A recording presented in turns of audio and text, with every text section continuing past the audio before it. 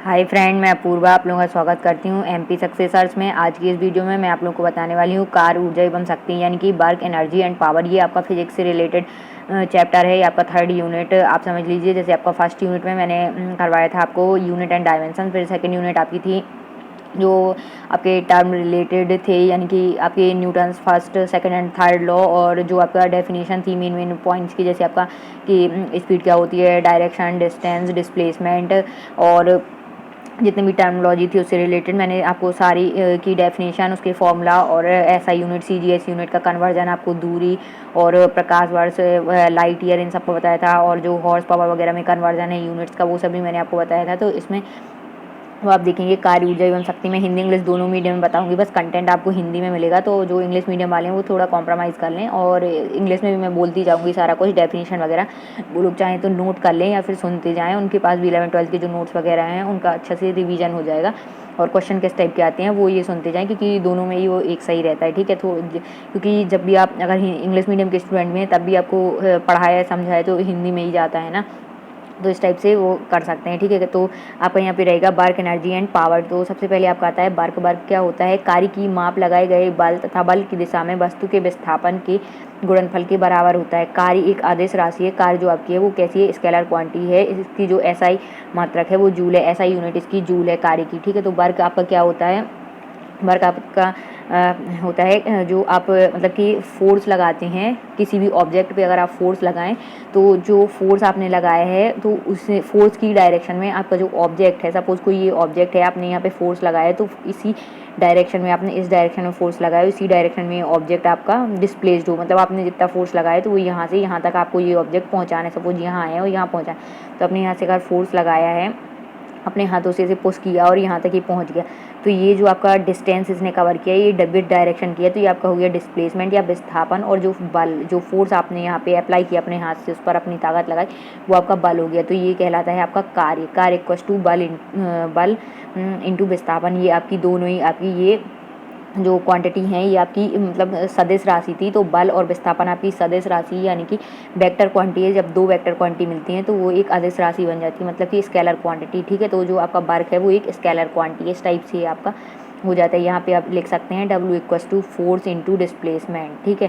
तो इस टाइप से आपका रहेगा। और यहाँ पे ये भी बताया, यदि बल F है, मतलब कि फोर्स F है, और आपका विस्थापन S, यहाँ पे इन्होंने विस्थापन या डिस्प्लेसमेंट को S से डिनोट किया है। आप चाहे तो D से भी डिनोट कर सकते हो, उससे कोई फ़र्क नहीं पड़ता। ठीक है, तो उन्होंने बताया कि फोर्स और डिस्प्लेसमेंट के मध्य अगर थीटा कोण बनता है तो देन क्या होता है आपका work equals to force into displacement into cos theta. ठीक है, ये आपको फॉर्मूला याद रखना है, क्योंकि जो क्वेश्चंस वगैरह आते हैं क्वेश्चन पेपर में, उसमें आपको जो कॉस थीटा है ये टर्म ही दिखाते हैं। क्योंकि देखिए सिंपल, अगर आप किसी ऑब्जेक्ट पर फोर्स लगा रहे हैं तो वो डिस्प्लेस्ड होगा, तो इसी डायरेक्शन में आपका हो रहा है। तो यहाँ पे जो आपका डिस्प्लेसमेंट हो रहा है तो ये एक डायरेक्शन में हो रहा है, तो यहाँ पे थीटा की वैल्यू आपकी 0 हो जाएगी, है ना। तो थीटा की वैल्यू अगर 0 हो गई तो कॉस थीटा आपका 1 हो जाता है, तो F इंटू एस हो जाता है, ये आपका बन जाता है। लेकिन आप कब इसका यूज़ करेंगे? जैसे कि सपोज ये इंक्लाइंड एक प्लेन है या फिर ये इंक्लाइंड है, ठीक है, इस पर एक ऑब्जेक्ट पड़ा हुआ है। अब इस ऑब्जेक्ट पे आपको फोर्स लगाना है, तो ये जो थीटा एंगल ये कवर कर रहा है, मतलब कि ये है आपका ज़मीन, और ज़मीन से ये इंक्लाइंड है। सपोज कोई पहाड़ है या कोई स्लिप बनी हुई है, तो आपको उस पर ये चढ़ाना है। ठीक है, तो इस टाइप से अगर आप इसमें ये है, ये कोई आपका ऑब्जेक्ट है, ये तो ये जो एंगल यहाँ पे बना हुआ है ये आपका थीटा हो जाता है। ये आपका कोई ऑब्जेक्ट है, इसे डिस्प्लेस कर रहा है इंक्लाइंड प्लेन पर, ये धरती से थोड़ा सा इंक्लाइंड है, ठीक है, ज़मीन से। तो इस टाइप से आपका यहाँ पे कॉस थीटा की वैल्यू, सपोज ये थीटा अगर 30 डिग्री है तो यहाँ पे कॉस 30 डिग्री लिख देंगे, तो आपको पता है कॉस 30 डिग्री की वैल्यू क्या हो जाएगी, √3/2। तो इस टाइप से आपको यहाँ पे आप लिख देंगे, और F इंटू एस की वैल्यू आपको दी रहेगी। इस टाइप से ये आपको करने, इस टाइप के फॉर्मूला ये आपका इंपॉर्टेंट है, क्योंकि मोस्टली एग्जाम में इससे रिलेटेड क्वेश्चन पूछ लेता है। ठीक है, अब आपका आ जाता है एनर्जी। एनर्जी आपको पता है क्या होती है? किसी वस्तु की कार्य करने की क्षमता को उस वस्तु की ऊर्जा कहते हैं। इंग्लिश में आप बोल सकते हैं capacity of doing work is called energy. मतलब कार्य करने की क्षमता को ऊर्जा कहते हैं या फिर एनर्जी कहते हैं। Capacity of doing work is called energy. ठीक है, ऊर्जा एक अदिश राशि, ये भी आपकी एक वेक्टर क्वांटिटी है, और इसकी जो एसआई यूनिट है वो भी जूल है। ठीक है, तो आपकी कार्य और एनर्जी दोनों की जो एसआई यूनिट है वो जूल ही है। ठीक है, अब यहाँ पे आता है कार्य द्वारा प्राप्त ऊर्जा यांत्रिक ऊर्जा कहलाती है। जो अगर अपन कार्य से जो ऊर्जा प्राप्त करते हैं, अपन जो काम करते हैं उससे जो ऊर्जा प्राप्त होती है वो आपकी यांत्रिक ऊर्जा कहलाती है। ठीक है, ये 2 प्रकार की होती हैं। तो ये होती है गतिज ऊर्जा और स्थितिज ऊर्जा, 2 होती हैं, यानी कि काइनेटिक एनर्जी और पोटेंशियल एनर्जी। ये भी आपके इंपॉर्टेंट टर्म है। जो काइनेटिक एनर्जी है वो क्या है, तो किसी वस्तु में उसी गति के कारण कार्य करने की जो क्षमता आ जाती है।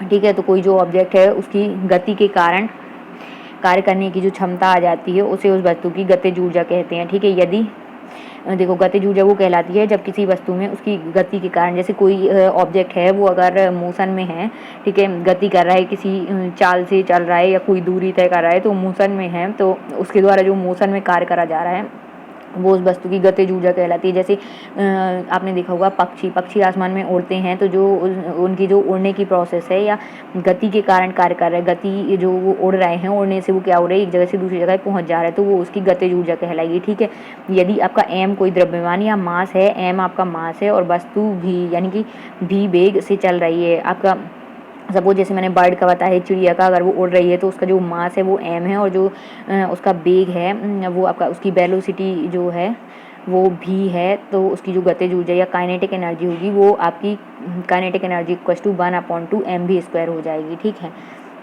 तो इस टाइप से ये इसका फॉर्मूला है, ये भी आपको याद करना है। ठीक है, ये भी क्योंकि एक इम्पॉर्टेंट टर्म है। ठीक है, उसके बाद आपका आता है स्थितिज ऊर्जा यानी कि पोटेंशियल एनर्जी। पोटेंशियल एनर्जी जब कहलाती है जब कोई वस्तु रेस्ट पे हो, ठीक है, या किसी विशेष अवस्था में हो। देखो जब किसी वस्तु में विशेष अवस्था या स्टेट या स्थिति के कारण कार्य करने की क्षमता आ जाती है। ठीक है, जब कोई वस्तु रेस्ट में हो या किसी स्पेशल कंडीशन में हो तो उसमें जो मतलब कार्य करने की क्षमता आ जाती है, वर्क मतलब वर्क करने की कैपेसिटी आ जाती है उसमें। ठीक है, तो कैपेसिटी आ जाती है तो उसे उसकी स्थितिज ऊर्जा कहते हैं। जैसे बांध बनाकर इकट्ठा किए गए पानी की ऊर्जा, घड़ी की चाबी में संचित ऊर्जा, तनी हुई स्प्रिंग या कमानी की ऊर्जा, गुरुत्व बल के विरुद्ध संचित स्थितिज ऊर्जा का व्यंजक है। ठीक है, तो जो पोटेंशियल एनर्जी का आपका जो फॉर्मूला है वो आपका है P=mgh। एम क्या हो गया यहाँ पे मास, जी आपका हो गया ग्रेविटेशनल कांस्टेंट और एच हो गई हाइट या ऊंचाई। ठीक है, जी गुरुत्व जाने त्वरण या फिर आपका जी इक्वस टू क्या हो गया ग्रेविटेशनल कांस्टेंट जी। ठीक है, तो इस टाइप से आपका ये फॉर्मूला एक इंपॉर्टेंट हो गया, इसे भी आपको नोट करके रखना है। अब आपका ये है ऊर्जा संरक्षण का नियम यानी कि law of conservation of energy. तो law of conservation of energy क्या होता है कि ऊर्जा ना तो उत्पन्न की जा सकती है और ना ही नष्ट की जा सकती है, ये आपका law of conservation of energy बोलता है। यानी कि energy neither be created nor be destroyed. ठीक है, इंग्लिश में आप ऐसे बोल सकते हैं इसे। ठीक है, कि ऊर्जा ना तो उत्पन्न की जा सकती है ना नष्ट की जा सकती है। ठीक है, ऊर्जा केवल क्या होता है एक रूप से दूसरे रूप में परिवर्तित की जाती है, एक फॉर्म से दूसरे रूप में, जैसे मैकेनिकल से इलेक्ट्रिकल में कन्वर्ट हो गई। ठीक है, इलेक्ट्रिकल से आपकी लाइट एनर्जी में कन्वर्ट हो गई, इस टाइप से ये होता रहता है। ठीक है, जब भी ऊर्जा किसी रूप में लुप्त होती है तब ठीक उतनी ही ऊर्जा अन्य रूप में प्रकट होती है। मतलब कि जब एनर्जी एक फॉर्म से दूसरे फॉर्म में कन्वर्ट होती है तो वो जितनी उसके पास एनर्जी थी वो दूसरे को उतनी दे देती है। जैसे मैकेनिकल से इलेक्ट्रिकल में अगर कन्वर्ट करें तो जितनी उसके पास मैकेनिकल एनर्जी थी उतनी वो से इलेक्ट्रिकल एनर्जी में कन्वर्ट कर देगा। ठीक है, तो इस टाइप से ये बता रहा है, लेकिन ये 100% श्योर नहीं है क्योंकि जब भी एनर्जी कन्वर्जन होता है तो कुछ ना कुछ एनर्जी का लॉस होता है, लेकिन वो लॉस इतना माइनर होता है कि वो निगलेक्ट हो जाता है। ठीक है, तो इसलिए ये इनका कथन है law of conservation of energy का। ठीक है, अतः विश्व की संपूर्ण ऊर्जा का परिमाण स्थिर है। मतलब उन्होंने बताया कि जो मतलब कि पूरे विश्व या वर्ल्ड की जितनी भी जो आपकी ऊर्जा है, संपूर्ण एनर्जी है, वो क्या है आपकी कांस्टेंट है। यह ऊर्जा संरक्षण का नियम कहलाता है, इसको ही कहते हैं law of conservation of energy. ठीक है, इस टाइप से आपका कंप्लीट हो गया। अब इसके बाद आपका आता है कि जैसे आपने अभी पढ़ा कि law of conservation of energy में क्या होता है, एनर्जी ट्रांसफ़र होती है, कन्वर्ट होती है। तो ऊर्जा स्थानांतरित करने के कुछ उपकरण जो आपके मतलब डिवाइसेस हैं, जो आपकी डिवाइसेस हैं एनर्जी को चेंज करने की, वो कौन कौन सी हैं, है ना, जिनसे एनर्जी चेंज करते हैं। तो उन जो डिवाइसेस का नाम और ऊर्जा का रूपांतरण कैसे होता है। तो डायनेमो जो है उससे क्या होता है यांत्रिक ऊर्जा को विद्युत ऊर्जा में यानी कि मैकेनिकल एनर्जी या यांत्रिक ऊर्जा मैकेनिकल एनर्जी को इलेक्ट्रिक एनर्जी में कन्वर्ट करते हैं इसके थ्रू। ठीक है, मैकेनिकल टू इलेक्ट्रिकल कन्वर्ट करते हैं इससे, फिर उसे डायनेमो बोलते हैं उस डिवाइस को। ठीक है, मोमबत्ती से क्या करते हैं रासायनिक ऊर्जा यानी कि केमिकल एनर्जी को प्रकाश एनर्जी या ऊष्मा हीट एनर्जी में कन्वर्ट करते हैं। ठीक है, लाइट एंड हीट एनर्जी में कन्वर्ट करते हैं केमिकल एनर्जी को। ठीक, तो ये मोमबत्ती का कारण होता है। अब माइक्रोफोन जो यूज़ करते हैं अपन, उससे क्या होता है, ध्वनि ऊर्जा जो हम बोलते हैं उसको विद्युत ऊर्जा में कन्वर्ट करते हैं, ठीक है, काय के थ्रू, माइक्रोफोन के थ्रू, ठीक है। अब जो लाउड स्पीकर है उससे क्या करते हैं, लाउड स्पीकर आपने मतलब अपन यूज़ करते हैं ना, तो कब करते हैं, जब विद्युत ऊर्जा को ध्वनि ऊर्जा में कन्वर्ट करना हो। तो लाउड स्पीकर जहाँ पे भीड़ भाड़ वाले एरिया हो, सबको सुना हो, तो ध्वनि ऊर्जा चाहिए, तो वहाँ पे अपन क्या करते हैं, लाउड स्पीकर उस डिवाइस को बोलते हैं जिससे विद्युत ऊर्जा को ध्वनि ऊर्जा में कन्वर्ट कर सकते, ठीक है। सोलर सेल जो उपकरण है उससे क्या करते हैं, जो सौर ऊर्जा यानी कि सनलाइट है उसको क्या करते हैं, विद्युत ऊर्जा इलेक्ट्रिक एनर्जी में कन्वर्ट करते हैं। ट्यूबलाइट, जो आपका ट्यूबलाइट है उससे विद्युत ऊर्जा को प्रकाश ऊर्जा में कन्वर्ट करते हैं। ट्यूबलाइट से जो आपका विद्युत ऊर्जा इलेक्ट्रिक एनर्जी को लाइट एनर्जी में कन्वर्ट करते हैं। फिर विद्युत मोटर से क्या करते हैं, विद्युत ऊर्जा को यांत्रिक ऊर्जा में यानी कि इलेक्ट्रिक एनर्जी को मैकेनिकल एनर्जी में कन्वर्ट करते हैं विद्युत मोटर का। और डायनेमो क्या करता है, इसका अपोजिट करता है, यानी कि यांत्रिक ऊर्जा को विद्युत ऊर्जा में कन्वर्ट करता है। तो ये 2 फैक्ट आपको याद रखने हैं, एक आपको विद्युत मोटर और एक डायनेमो, ये दोनों इंपॉर्टेंट है, ठीक है। ये डायनेमो यांत्रिक को विद्युत में करता है और विद्युत मोटर क्या करता है, विद्युत को यांत्रिक में।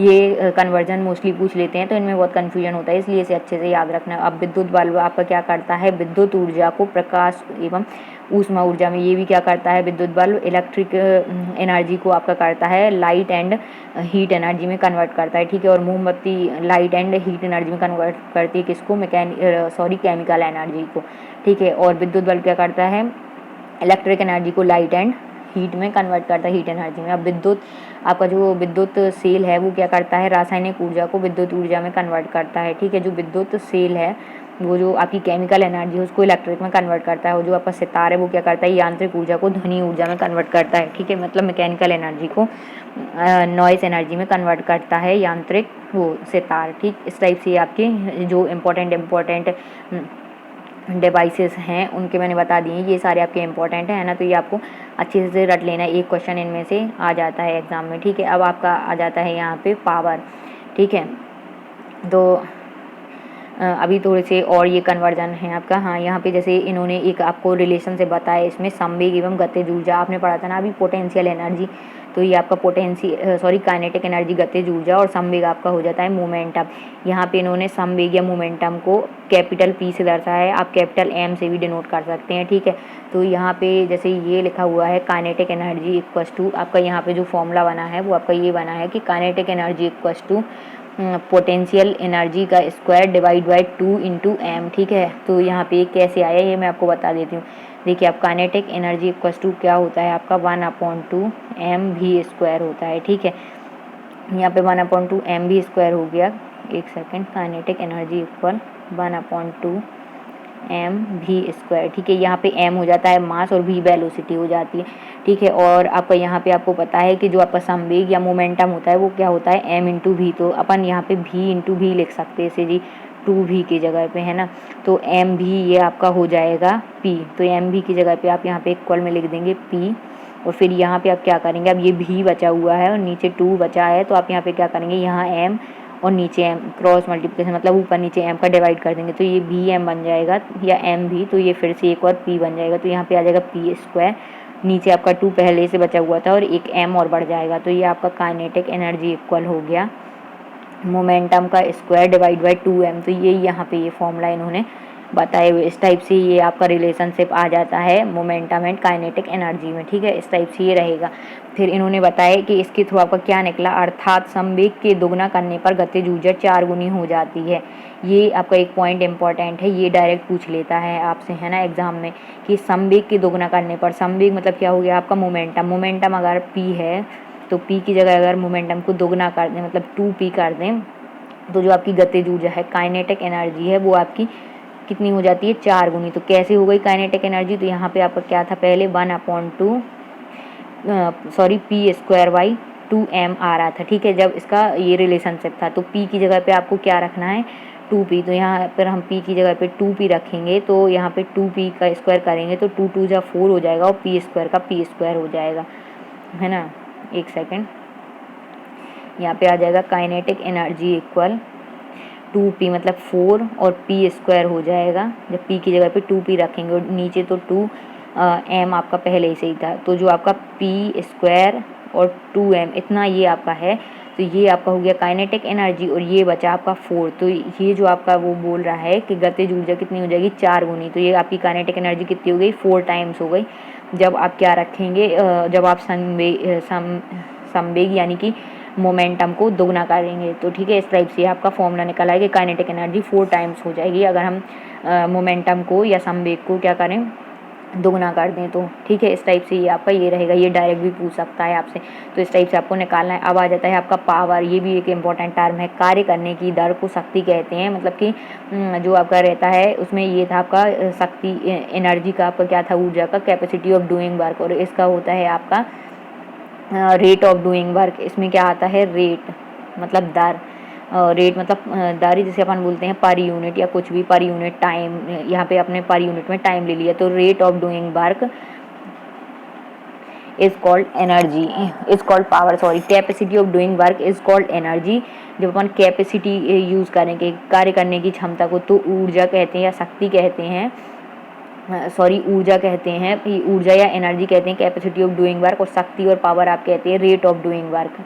रेट ऑफ डूइंग वर्क मतलब कार्य करने की दर को rate of doing work is called power या शक्ति। ठीक है, तो कार्य करने की दर को शक्ति कहते हैं। यदि किसी कर्ता द्वारा डब्लू कार्य मतलब कि डब्लू वर्क टी समय में किया जाए, टी टाइम में करते हैं, तो कर्ता की शक्ति डब्लू अपॉन टी होगी। ठीक है, तो जो आपका पावर होगी वो क्या होगी, वर्क अपॉन टाइम हो जाएगी। इक्वल में आपका क्या हो जाएगा, इसकी ऐसा यूनिट वॉट होती है। ठीक है, वॉट हो जाएगी, जो जूल प्रति सेकंड को अपन वॉट बोल सकते हैं। ठीक है, जो जेम्स वॉट वैज्ञानिक थे उनके सम्मान में ये वॉट नेम रखा गया है। इस टाइप से आपका हो जाएगा। अब यहाँ पे आपका है 1 kilowatt equals to 1000 watt. 1 kilowatt में आपका हो जाता है पावर इक्वस टू होता है वर्क अपॉन टाइम, ये आपको याद रखना है। ठीक है, अब यहाँ पे हो जाता है 1 किलोवाट इक्वस टू 1000 वॉट, फिर यहाँ पे आ जाता है 1 मेगावाट इक्वल टू 10⁻6 वॉट। इस टाइप से आपके दो फॉर्मूला हैं।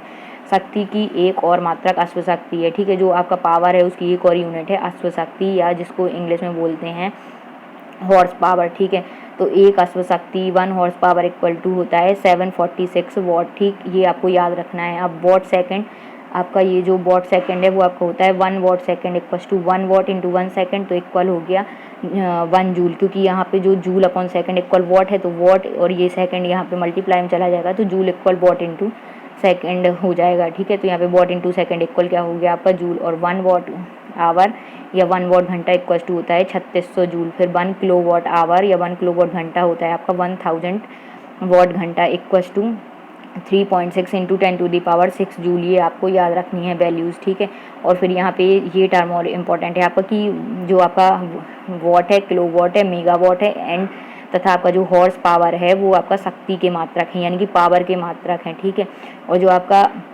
What second watt hour kilowatt hour हैं वो आपका कार्य और ऊर्जा के मात्रक हैं। ये टर्म भी आपको याद रखना है। ठीक है, तो इस टाइप से ये आपके पूरे यहाँ पे ये आपका तीनों जो आपके हैं वो टर्मिनोलॉजी आपकी कार्य शक्ति और आपकी कार्य ऊर्जा और शक्ति, ये तीनों आपके यहाँ पे कंप्लीट हो जाते हैं। तो जो लोग मेरी वीडियो पहली बार देख रहे हैं वो लोग इस चैनल को सब्सक्राइब कर लें।